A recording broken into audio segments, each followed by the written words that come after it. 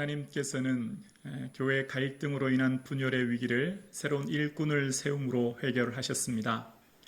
7명의 집사, 봉사자를 통해서 하나님께서는 하나님의 일을 새롭게 이루어 가시는데요. 그 중에 새롭게 세움받은 사람은 스데반이었습니다. 헬라파 유대인으로서 스데반은 예수님을 증거하게 되었습니다. 성령이 충만한 그를 반대파인 사람들이 어찌할 수 없자 거짓 증인을 돈으로 사서 성전 모독, 율법 모독죄로 최상위 사법기관인 사내들인 공의에 고발하게 되어집니다.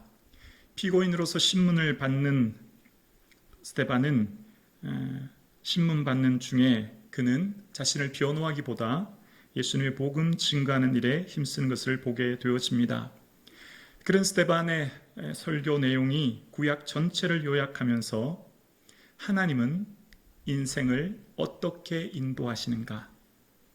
하나님은 우리 인생을 어떻게 인도하시는가? 라고 하는 세 가지 관점으로 과거 이스라엘 역사를 설교하기 시작합니다. 하나님께서 우리 인생을 인도하시는 방법의 첫 번째는 하나님은 하나님의 일하시는 때를 분별해야 합니다. 라는 거예요. 하나님은 하나님의 일하시는 때에 그 시기가 있다는 거예요. 하나님께서 역사를 주관하시며 우리 인생 가운데 경영하시는 하나님은 한치 오차도 없이 우리를 이끌고 하나님의 뜻과 그 계획을 우리의 삶을 통해 이루어 가십니다. 우리를 이끌어 가시는 하나님은 우리의 인생에 쓸모없는 시간, 버려진 시간이 하나도 없이 그 전체를 선용하여 쓰시는 것을 우리는 알게 되었습니다.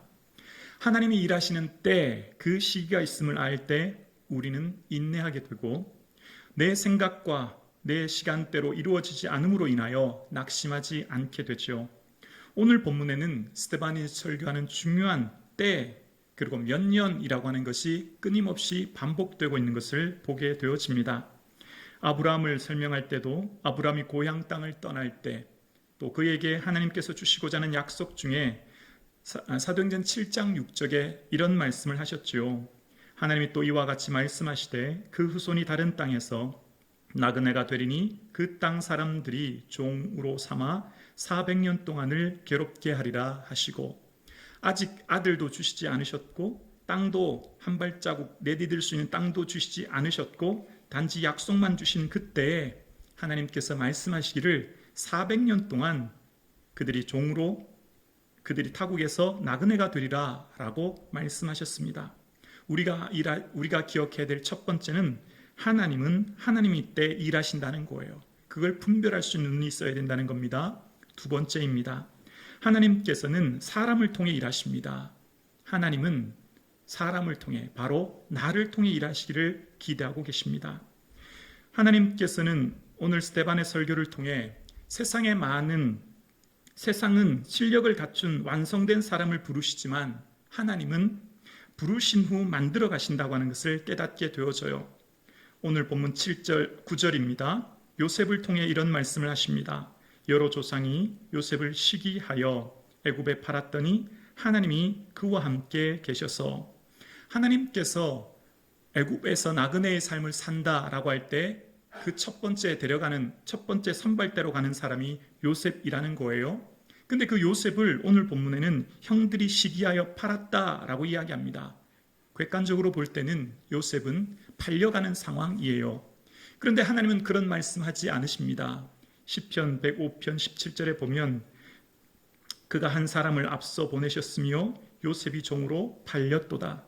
하나님은 요셉을 앞서 애굽으로 보내셨고 마치 그를 선발할 때인 것처럼 애굽에서 하나님께서 하시고자 하는 계획을 준비하게 하신다는 겁니다. 두 번째 꼭 기억하십시오. 하나님은 사람을 통해 일하십니다. 그 사람이 바로 나라는 거예요. 세 번째입니다. 하나님은 하나님의 방법을 통해 일하십니다. 내가 이해할 수 없는 방법일 수도 있다는 거예요. 하나님께서 이스라엘 백성 야곱의 형제들을 애굽으로 데려가실 때 데려가시는 방법이 11절에 기록되어 있습니다. 사도행전 7장 11절에 보면 그때 애굽과 가나안 온 땅에 흉년이 들어 큰 환란이 있을새 우리 조상들이 양식이 없는지라 하나님이 일하시는 방법 세 번째는 내 생각과 내 방법으로 이해될 수 없는 방법일 수도 있다는 거예요. 오늘 야곱의 형제들, 자손들을 애굽으로 인도하는 방법은 흉년이었습니다. 하나님이 인도하시는 방법 여러분 이해가 되십니까? 하나님께서 우리를 친히 인도하실 때는 형통, 축복, 성공 이런 단어가 떠오르지 않으십니까? 하나님이 인도하시는 방법이 흉년이라는 게 여러분 납득이 되십니까? 그런데 하나님이 인도하시는 방법이 흉년일 수도 있다는 거예요. 우리가 주를 믿고 따르는 우리의 성도의 삶 가운데서도 주를 고백하며 예수 그리스도를 믿는 우리에게도 흉년이 될 수 있다는 거예요. 그런데 우리가 낙심하지 않은 이유는 무엇입니까? 그 흉년이 끝이 아니라 그 흉년을 통해서 하나님께서 이끌어 가시고 하시고자 하는 일들이 있음을 우리는 믿음을 통해 보기 때문입니다. 하나님께서는 왜 그러면 그들로 통하여서 흉년이 들게 하시고 애굽으로 인도하셨을까요? 그 이유가 17절에 나옵니다. 하나님이 아브라함에게 약속하신 때가 가까움에 이스라엘 백성이 애굽에서 번성하여 많아졌더니 하나님이 약속하신 첫 번째 때입니다. 그곳에 선발대로 보낸 요셉이 갔죠. 세 번째 방법은 흉년이었습니다. 그 흉년 때문에 어쩔 수 없이 애굽 땅에 갔는데 그것은 왜 가게 되었냐면 애굽에서 번성하여 많아졌더라. 여기에 해답이 있는 겁니다. 하나님께서는 풍요의 땅 애굽에서 그들을 번성하여 준비시키는 단계였습니다. 여러분 못자리 아세요? 어르신들 아시죠? 모내기 하기 전에 벽실을 틔워서 못자리에서 수분과 온도를 정확하게 맞춰서 어린 이 벽시가 자라기까지 준비하는 기간. 그러니까 나일강으로부터 시작된 풍요의 땅 애굽에서 번성케 하시는 시간이 바로 이때였고 그것을 통해서 하나님께서는 준비하셨죠. 75명이 내려갔습니다. 나올 때는 장정만 60만 1730명 몇 배죠? 8023배입니다. 장정만 60만이니 4인 가족으로 치면 240만 몇 배죠? 3만 2000배입니다. 그곳에서 번성케 하시는 것이었습니다. 하나님께서는 애굽의 풍요한 땅 애굽에서 그 이스라엘 자손들을 풍요케 하시는 것이었습니다. 다시 한번 말씀드릴게요. 하나님은 하나님의 때에 하나님의 사람을 세우시고 하나님의 방법대로 섭리하고 일하십니다. 그것을 믿을 때 우리의 삶 가운데 내 계획이 내 뜻대로 되지 않을 때 우리는 낙심하지 않습니다. 또한 반대로 내가 형통하고 성공할 때 교만하지 않은 이유가 여기에 있는 것입니다. 스데반은 모세를 통하여서도 이 패턴으로 다시금 설교하기 시작합니다. 모세를 하나님이 어떻게 일하셨나? 하나님은 하나님이 일하시는 때가 있다는 거예요. 그 때를 분별해야 된다는 겁니다. 출애굽기에는 나오지 않은 모세의 삶의 나이가 오늘 스데반의 설교를 통해 등장합니다. 모세는 이 애굽에서 몇 년 살았는지, 광야에서 몇 년 살았는지에 대한 나이가 오늘 본문에 기록되어 있는데요. 하나님께서는 먼저 그들을 그들을 애굽에서 보내셔 번성하게 하셨잖아요. 그리고 번성하게 하신 그들을 이제 다시금 약속의 땅으로 이끌어 오시기 위해 한 사람을 준비시킵니다. 그 사람이 바로 모세였다는 거죠. 20절입니다. 그때 모세가 났는데 라고 이야기합니다. 그때 이제 한 사람을 새롭게 준비하십니다.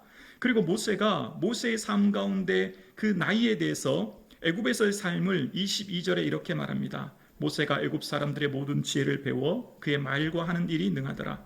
나이가 40이 되매 언제를 말하죠?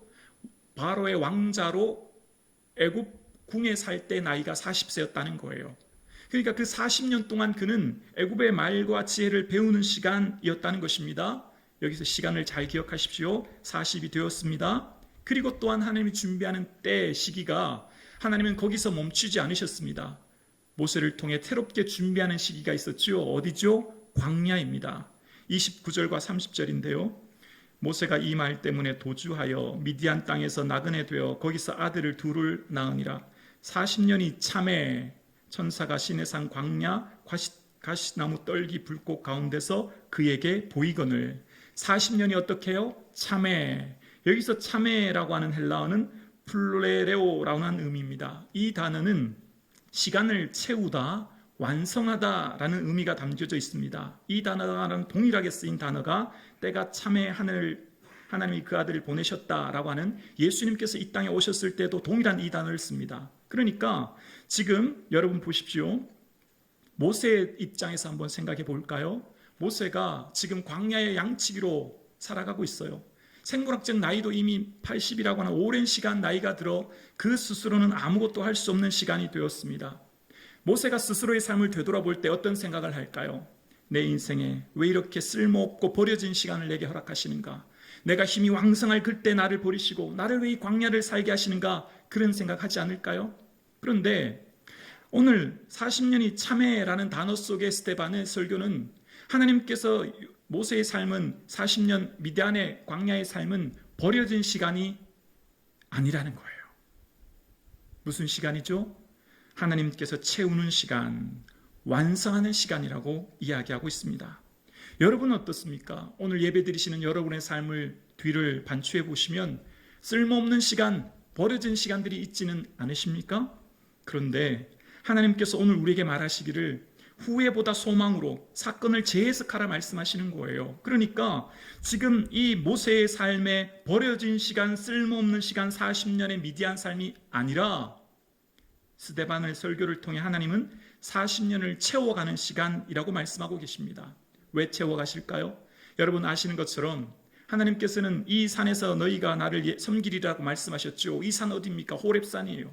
모세가 평생 40년 동안 양치기 했던 땅이 어디예요? 호렙산 주면 미디안 광야죠. 손바닥 보듯 훤히 볼 수 있는 곳이 되었죠. 어디에 위험한 동물이, 어디에 식물이 있는지, 어디에 물이 있는지, 그 기후와 지형이 어떤지를 샅샅이 알게 되었죠. 40년의 시간은 이스라엘 백성들을 이끌어내시기 위한 준비의 시간이었던 거죠.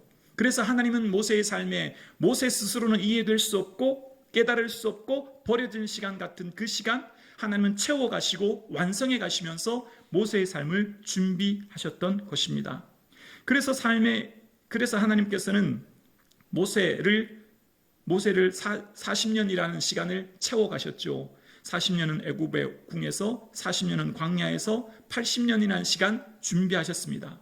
하나님의 때 하나님의 사람을 통해 일하신다고 했죠. 두 번째 모세를 통해 일하십니다. 사도행전 7장 34절입니다. 내 백성이 애굽에서 괴로움 받음을 내가 확실히 보고 그 탄식한 소리를 듣고 그들을 구원하려고 내려왔노니 이제 내가 너를 애굽으로 보내리라 하시니라. 하나님께서는 이스라엘 백성들의 괴로움 듣고 탄식 소리를 들으셨어요. 그리고 내가 그를 구원하려고 내려왔다고 말씀하신 후에 누구를 보내셨죠? 내가 너를 애굽 땅으로 보내신다 말씀하신 거예요. 하나님은 징계하실 때에 소돔과 고모라처럼 유황과 불을 직접 내리시지만 말씀을 보면 반드시 구원하실 때는 사람을 통해 구원하십니다. 징계는 직접 하실 때도 있지만 하실 때가 있으나 구원은 반드시 사람을 통해 하신다는 거예요. 하나님은 사람을 통해 일하신다는 거예요. 하나님이 나를 통해 일하시기 원하신다는 거예요. 내가 너를 애굽으로 보낸다는 거예요. 여러분, 하나님께서는 이스라엘 백성들의 모든 괴로움과 탄식을 들으셨어요. 내가 내려간다고 말씀하셨고 구원하신다고 하셨는데 누구를 보내셨어요? 모세를 보내신 거예요. 너를 보내신 거예요.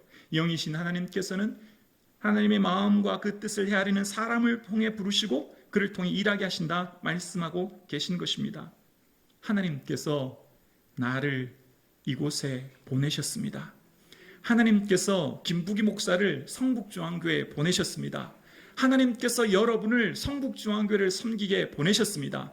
하나님께서 여러분을 여러분의 직장에 일터 선교사로 보내셨습니다. 여러분의 가정, 여러분의 학교, 여러분의 삶의 자리로 나를 보내신 거예요. 왜요? 탄식과 괴로움 있는 그들에게 나를 통해 하나님께서 주시는 위로와 소망을 전하라고 나를 보내신 거예요.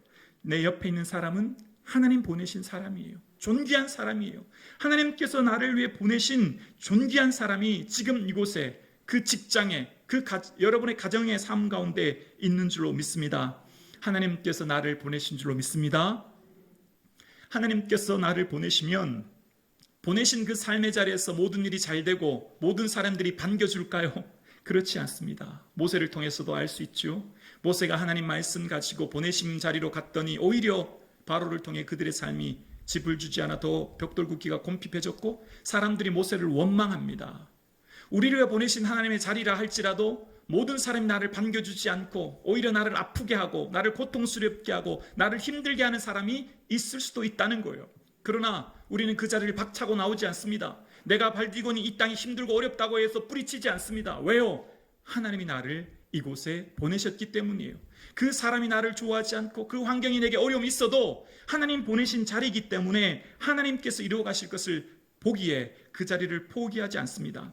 사랑하는 성도님, 지금 여러분이 살고 있는 그 삶의 자리, 그 모든 것은 하나님이 보내신 자리인 줄로 믿습니다. 그것을 믿을 때 우리의 삶 가운데 고통과 절망의 상황이 펼쳐질지라도 낙심하지 않습니다. 하나님께서 나를 보내셨으니 하나님께서 친히 이루어 가실 줄로 믿습니다. 여러분을 여러분의 삶의 자리로 보내신 분은 하나님이시니 하나님이 그 문제 친히 해결해 주실 줄로 믿습니다. 여러분이 보이는 그 문제와 어려움, 탄식과 절규의 소리, 하나님께서 나를 통해 품게 하시고 나를 통해 하나님의 위대한 역사를 이루어 가실 줄로 믿습니다. 두려워하지 마십시오. 염려하지 마십시오. 걱정하지 마십시오. 그 삶의 자리 때문에 여러분 무너지지 않을 것입니다. 하나님이 붙들고 계신 줄로 믿습니다. 오늘 이 믿음 가질 수 있기를 주의 이름으로 축원합니다. 하나님은 하나님의 방법으로 일하십니다. 34절인데요.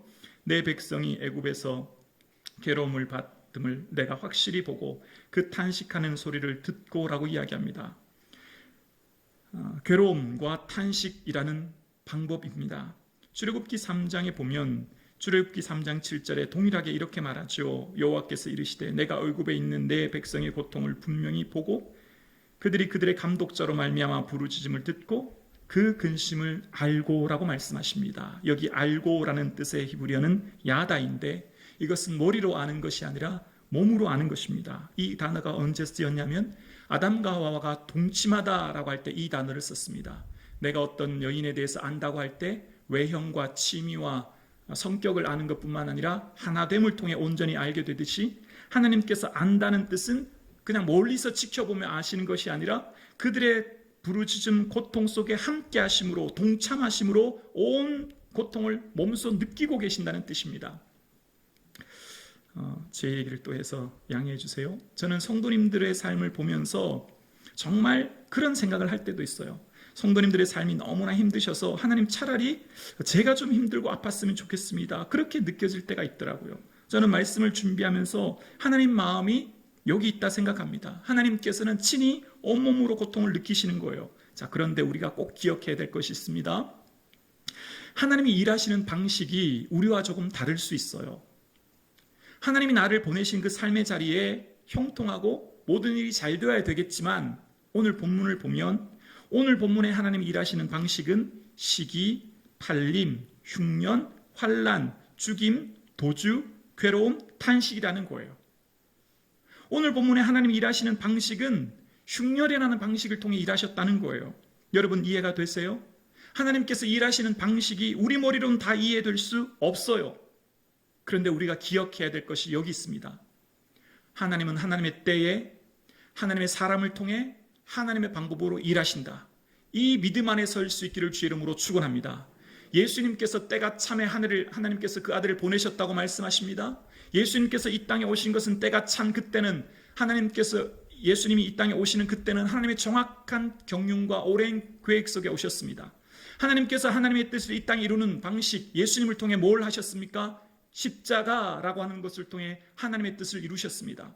십자가는 우리의 방식으로 이해되지 않은 방식입니다. 그러나 주님께서는 우리를 위하여 율법의 저주를 받으시고 속량하사 율법의 나무에 달린 자마다 저주 아래 있게 하였습니다 라고 이야기합니다. 우리를 통해서 자유와 생명을 주시기 위해 십자가를 통해 일하신 거예요. 우리의 방식, 우리의 생각으로 다 이해될 수 없는 방식이지만 하나님의 십자가라고 하는 것을 통해 하나님의 위대한 역사를 이루어 가셨습니다. 여러분, 하나님이 일하시는 방식이 형통, 일치, 사랑일 것 같은데 흉년, 시기, 팔림, 탄식을 통해서도 일하실 수 있다는 거예요. 가룟 유다가 예수님을 팔아 구속사를 이루었듯이 인간관계의 문제인 시기를 통해 자연재해인 흉년을 통해 인간의 실수인 죽임을 통해서도 선용하여 하나님의 일을 이루어 가시는 줄로 믿습니다.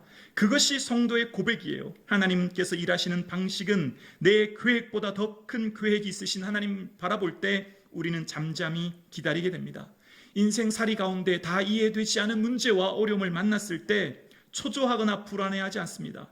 결국 온 우주와 만물을 통치하시고 다스리시고 친히 경륜하시는 때가 찬 하나님의 때를 바라볼 수 있기를 주의 이름으로 축원합니다. 하나님께서 일하십니다. 하나님께서 역사하십니다. 그 하나님의 때를 바라볼 때 우리의 삶은 온전히 주님께 의탁하는 삶을 살게 되어집니다.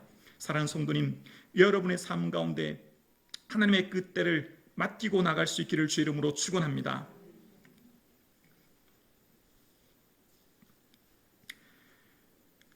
오늘 본문 35절 이하 37절에 보면 그 모세와 이 모세로 소개되는데요. 먼저 35절입니다.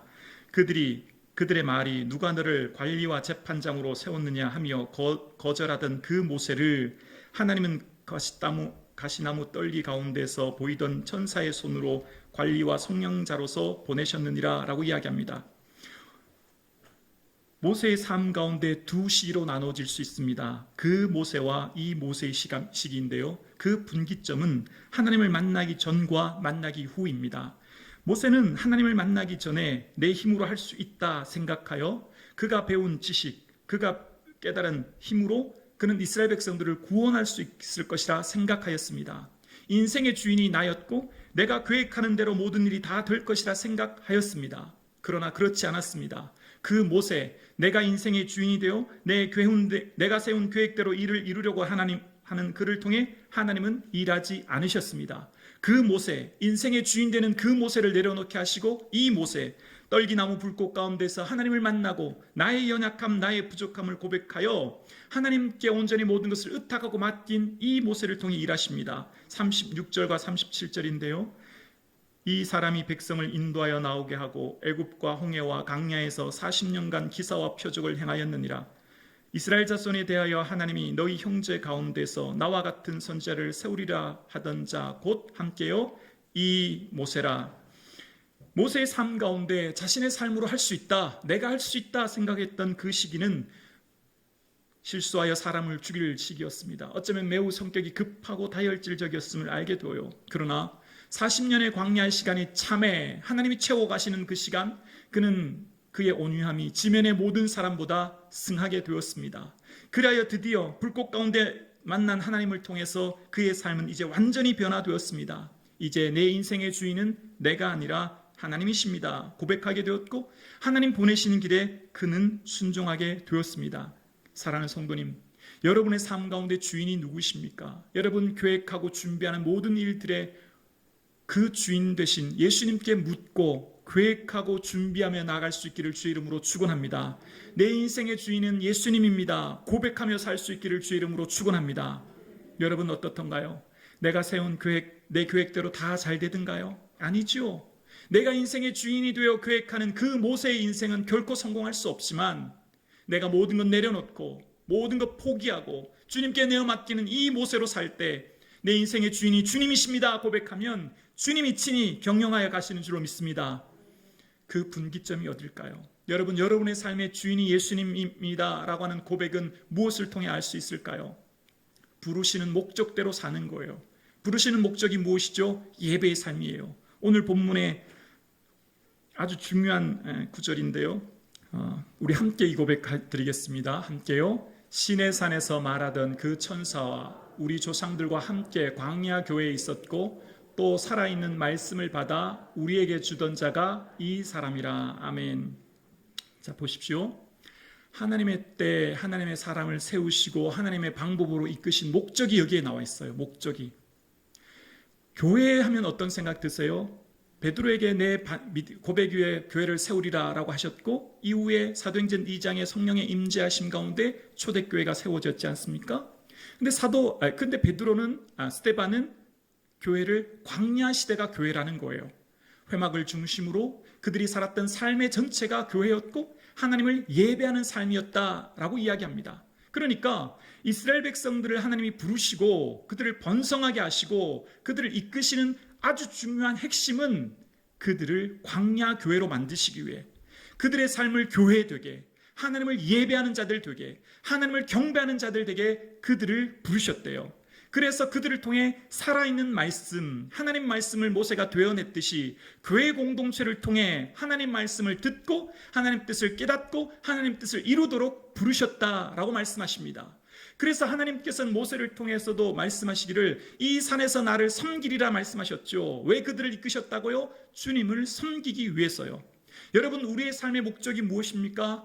주님을 예배하기 위한 삶인 줄로 믿습니다. 예배는 무엇일까요? 오늘 이 한 시간의 시간, 하나님을 경배하고 찬양하는 시간뿐만 아니라 삶의 전 영역, 일주일의 전 영역이 하나님을 예배하는 삶 될 수 있기를 주 이름으로 축원합니다. 내가 보내어진 삶의 일터 선교사로 그 삶의 모든 직장과 가정과 삶의 자리가 하나님을 예배하며 하나님을 경배하는 삶의 모습으로 기뻐하시고 온전한 뜻이 무엇인가 분별하여 드러나는 산제사를 삶의 예배로 드리라 라고 주님이 말씀하십니다. 사랑하는 성도님, 우리를 부르신 목적은 내가 이 백성은 내가 나를 위하여 부르렀나니 나를 찬송하게 하려 함이라 라고 말씀하셨어요. 부르심의 목적이 주님을 예배하고 주님을 찬송하고 주님을 경배하는 데 그 목적이 있다는 것입니다. 여러분, 인생 계획 가운데 무엇이 가장 첫 번째요? 무엇이 가장 우선순위입니까? 주님을 고백하며 사는 삶, 예수님이 내 인생의 주인이십니다. 예수님이 나와 내 가정과 내 자연의 주인이십니다. 그 고백은 곧 내 삶에 주님만을 예배합니다. 주님만을 경배합니다. 주님만을 송축합니다. 그 고백인 줄로 믿습니다. 아멘이시죠? 이제 스데반이 이 관점을 자신에게 적용합니다. 첫 번째, 하나님은 하나님의 때에 일하시기에 그것을 분별해야 된다는 거예요. 하나님이 나를 왜 7 집사 중에 하나로 보내셨을까? 지금 보내시고 부르신 때, 이때는 우연이 아니라 이때를 위함이 아닌가? 하나님이 지금 나를 7 집사로 부르신 이때는 하나님의 복음 증거하라고 부르신 줄로 그는 고백하게 되어요. 두 번째, 사람입니다. 하나님 나를 택하셨으니, 나를 7 집사, 7 봉사자로 나를 부르셨으니 이제 나의 삶을 통하여 예수 그리스도의 복음 증거해야 되겠다 고백하게 되었죠. 세 번째, 방법입니다. 내가 혹 이 재판장 자리에서 내 말하는 것에 따라 형벌이 형량이 정해지는데 나는 나 자신을 위해 변호하지 않으리라. 내가 혹 어떤 어려움과 고난이 있을지라도 나는 예수님 복음 증거하고 예수님을 위해 살겠다 고백하며 다짐합니다. 그래서 그는 하나님의 방법으로 순교의 삶을 사리로 다짐하고 이후에 순교당하죠. 순교가 우리 머리로는 다 이해되지 않습니다. 왜 주님 스데반을 순교로 데려가십니까? 우리 생각으로는 짧은 생각으로는 이해되지 않지만 이단 8장에 보면 그 이유가 나와 있습니다. 여러분, 우리의 삶에 이해될 수 없는 상황이지만 하나님의 때, 하나님의 사람이 나를 통해 이해될 수 없는 방식으로 나의 삶을 일하고 통치하고 계신 줄로 믿습니다. 아멘이십니까? 이 말씀을 이제 우리에게 적용해 볼까요? 하나님이 지금 나의 삶을 경영하고 계세요. 이끌고 계세요. 여러분, 지금 그 걸음걸음 순간도 하나님께서 준비하신 가운데, 하나님 인도하신 가운데 있음을 우리는 고백합니다. 그 하나님의 때 안에 우리는 살고 있어요. 그리고 주님은 지금 나를 부르십니다. 나를 교회를 위해, 가정을 위해, 직장을 위해, 삶의 자리에 나를 부르셨어요. 그 부르신 삶의 자리가 다 이해될 수 없는 방식일 수 있어요. 지금 여러분 삶 가운데 펼쳐져 있는 문제와 어려움, 혹 흉년일 수도 있고 큰 환난일 수도 있다는 거예요. 그러나 우리는 이것으로 인하여 낙심하지 않습니다. 하나님 나를 통해 그 흉년을 통해서도 일하시는 하나님을 바라볼 수 있기를 주의 이름으로 축원합니다. 그렇습니다. 하나님께서는 우리를 통해 일하시는 놀라운 은혜를 바라볼 수 있기를 주의 이름으로 축원합니다. 그래서 우리는 위로를 넘어 위탁의 은혜를 경험하며 살아야 합니다. 하나님 위로라고 하면 우리가 우물물에서 물을 마시듯이 필요할 때 위로를 받아야 되지만 위탁은 마치 강물에서 수영하듯이 모든 것을 전적으로 맡기면 위탁의 삶이 되는 거예요. 하나님께서는 우리에게 위로보다는 위탁의 삶을 살기를 원하시는 거예요. 여러분, 우리의 삶을 온전히 주께 위탁할 때 주께서 주시는 한없는 기쁨을 누리게 될 줄로 믿습니다. 내 인생의 주인이 내가 되어 나의 삶을 경영하면 솔로몬의 고백처럼 헛되다는 고백만 하게 될 거예요. 후궁과 아내가 1000명이 넘고 많은 재물이 가졌으나 그의 인생의 말년 헛되다라고 고백했지만 사도 바울의 삶에 아내가 없고 재물도 없고 가진 것 없었으나 그는 내가 어떠한 형편에 있든지 자족하기를 배웠노라라 고백하게 되었습니다. 내 인생의 주인이 예수님이라 고백하면 우리에게는 자족의 은혜, 기쁨의 은혜, 평안의 은혜를 누리게 될 줄로 믿습니다. 사랑하는 성도님, 내 인생의 주인은 예수님입니다 고백하며 주님 주시는 자족의 은혜, 평강의 은혜, 기쁨의 은혜를 누릴 수 있기를 주의 이름으로 축원합니다. 기도드리겠습니다.